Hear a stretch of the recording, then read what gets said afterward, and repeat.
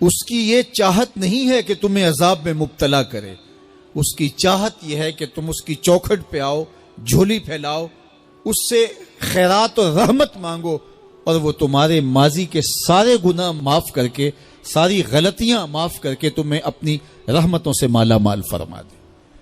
تو وہ بندوں کو بخشنے پہ، بندوں کی مغفرت کرنے پہ آمادہ ہے، اور اس کی رحمتیں بہانے تلاش کرتی ہیں۔ اللہ اکبر۔ اور دوسری جانب اس کے بندے، اس کے مملوک، اس کی مخلوق، اور مخلوق کی گناہگار اور نیکوکار اس کی رحمتوں کے طالب ہوتے ہیں، بلکہ وہ گناہ کرنے کے بعد جب معافی مانگتے ہیں تو اللہ کو یہ معافی بہت پسند ہے۔ معافی مانگنا، اس کے حضور اپنے دامن کو پھیلانا، وہ اس کو بہت زیادہ محبوب ہے۔ انسان کی فطرت کے اندر گناہ رکھا گیا ہے۔ آگ، ہوا، مٹی، پانی، یہ ان چار چیزوں کا مرکب ہے۔ اس کے جو عناصر ہیں اس میں کبھی اعتدال قائم نہیں رہتا، اور اس سے گناہ سرزد ہو جاتے ہیں۔ گناہ کرنے کے بعد بندے کا اس گناہ پہ اصرار کرنا، اڑ جانا، ضد کرنا، توبہ نہ کرنا، اللہ کو یہ پسند نہیں۔ لیکن اگر اس سے گناہ سرزد ہو جائے تو پھر وہ توبہ کر لے تو اللہ کو یہ بہت زیادہ پسند ہے۔ جو اس سے ہو سکے نیکی وہ اللہ کے حضور پیش کرے، لیکن اس کے اندر جو شر رکھی گئی ہے، اس کے اندر جو قوتیں گناہ کی رکھی گئی ہیں، اس سے اگر اس سے گناہ سرزد ہو جائے تو پھر وہ اللہ سے توبہ کرے، اللہ کی طرف رجوع کرے، تو اللہ اس کی توبہ کو نہ صرف قبول کرتا ہے بلکہ اس کے گناہوں کو معاف کرتا ہے، اور گناہوں کو بدل کے نیکیوں میں تبدیل کر دیتا ہے۔ جب گناہ نیکیوں میں تبدیل ہو گئے تو جتنا بڑا گناہ گار تھا اتنا بڑا نیکوکار ہو گئے۔ حضرت سیدنا عمر رضی اللہ تعالیٰ عنہ بازار میں جا رہے تھے تو ایک شرابی نے ہاتھ میں بوتل پکڑی تھی شراب کی، تو حضرت عمر ہاتھ میں درہ رکھتے تھے اور آپ کا جاہو جلال دیتنیت ہوتا، تو جو ہی حضرت عمر رضی اللہ تعالیٰ عنہ کو اس نے دیکھا تو ڈر گیا، اور دل ہی دل میں کہا، اے اللہ آج عمر کے قہر سے بچا لے، میں تیری بارگاہ میں سچی توبہ کرتا ہوں، اور جلدی سے شراب کو بغل میں چھپا لیا۔ اتنے میں حضرت عمر سر پہ پہنچ گئے اور گرج کر کڑک کے کہا کہ یہ تیری بغل میں کیا ہے؟ چونکہ اس کو بوتل چھپاتے دیکھا تھا تو وہ ڈر گیا، اور ڈرتے ڈرتے کہنے لگا، حضرت یہ سرکہ ہے۔ اب تھی تو شراب، لیکن ڈرتے ہوئے بولا، حضرت سرکہ ہے۔ تو حضرت عمر نے کہا، نکال۔ جب نکالا تو شراب نہیں تھی، واقعی سرکہ بن چکا تھا۔ تو جب اللہ کے حضور کوئی توبہ کرتا ہے، اللہ اس کے گناہوں کو بدل کے نیکیوں میں تبدیل کر دیتا ہے۔ حدیث پاک میں آتا ہے کہ قیامت کے دن اللہ ایک شخص کو کہے گا کہ اپنا نامہ اعمال پڑھ، تو وہ نامہ اعمال پڑھنے لگ جائے گا۔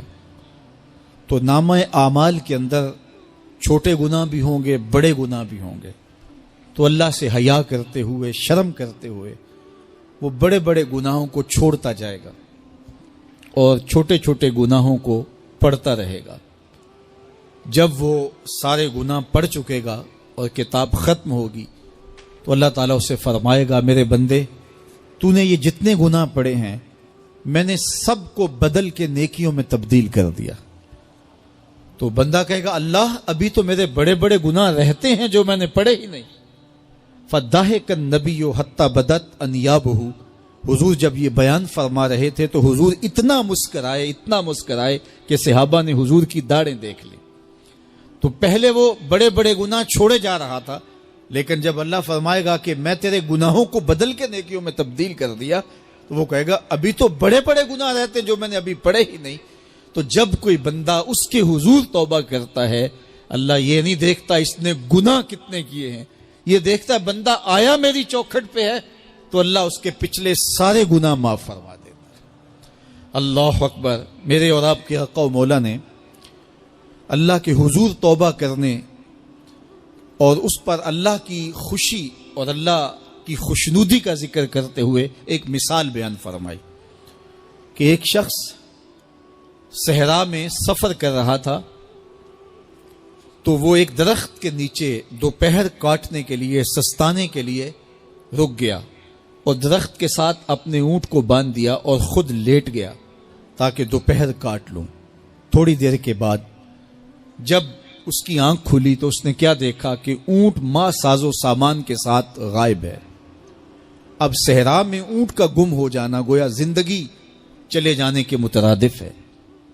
تو اس نے دائیں بائیں بھاگ دوڑ کے دیکھا کہ کہیں اونٹ کا نشان مل جائے، لیکن اونٹ کا نشان نہیں ملا۔ تا حد نظر کوئی انسانی آبادی نہیں۔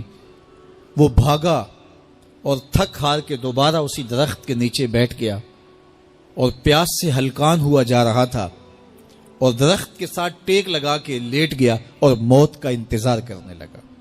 جن لوگوں نے صحرا کا سفر کیا ہے ان کو اس بات کا اندازہ ہوگا کہ کئی 100 میل تک انسانی آبادی ہی نہیں، اب نہ کچھ کھانے کے لیے بچا نہ کچھ پینے کے لیے بچا، اونٹ بھی غائب ہو گیا، توشا بھی ساتھ ہی چلا گیا، تو اب ظاہر ہے سیدھی موت ہی نظر آ رہی ہے۔ تو وہ اس درخت کے ساتھ ٹیک لگا کے بیٹھ جاتا ہے اور موت کا منتظر ہوتا ہے۔ تھوڑی دیر کے بعد پھر اس کی دوبارہ آنکھ لگ جاتی ہے۔ جب دوبارہ آنکھ لگتی ہے تو تھوڑی دیر بعد پھر آنکھ کھلتی ہے۔ جب دوبارہ آنکھ کھلتی ہے تو دیکھتا ہے کہ اونٹ جو گما تھا ماں ساز و سامان کے اس کے پاس کھڑا ہے۔ تو صحرا میں اس حالت میں اونٹ کا مل جانا زندگی مل جانے کے مترادف ہے۔ تو وہ اتنا خوش ہوا کہ خوشی کی انتہا نہ رہی، بلکہ مسرتوں کے ہجوم میں درک گیا اور کہنے کیا لگا، اللہم انت عبدی وانا ربک، اے اللہ تو میرا بندہ اور میں تیرا رب۔ کہنا تو یہ تھا کہ تو میرا رب اور میں تیرا بندہ، لیکن مسرتوں کا ہجوم ہی اتنا تھا، خوشیوں کا ہجوم ہی اتنا تھا کہ زبان پہ قابو نہ رہا۔ کسی کے آنے سے ایسے ہوش اڑے ساقی کے، شراب سیخ پہ ڈالی اور بوتل میں کباب۔ کہنا یہ تھا اللہم انت ربی وانا عبدک، لیکن اس قدر خوش ہوا جب بھی تیری قربت کے امکان نظر آئے ہم اتنے خوش ہوئے کہ پریشان نظر آئے۔ تو کہنا یہ تھا کہ اے اللہ تو میرا رب اور میں تیرا بندہ، لیکن خوشیوں کے ہجوم میں وہ کہتا ہے اللہم انت عبدی وانا ربک، اے اللہ تو میرا بندہ اور میں تیرا رب۔ حضور یہ بات بیان کرنے کے بعد صحابہ سے پوچھتے ہیں کہ ذرا بتاؤ اس بندے کو کتنی خوشی ہوئی کہ خوشی میں زبان بھی قابو نہ رہی اور اپنے آپ پہ کنٹرول نہ رہا، اور خوشیوں کے ہجوم میں اسے یہ بھی پتہ نہیں چل رہا کہ وہ کیا بول رہا ہے۔ تو صحابہ نے عرض کی حضور بہت زیادہ اسے خوشی ہوئی۔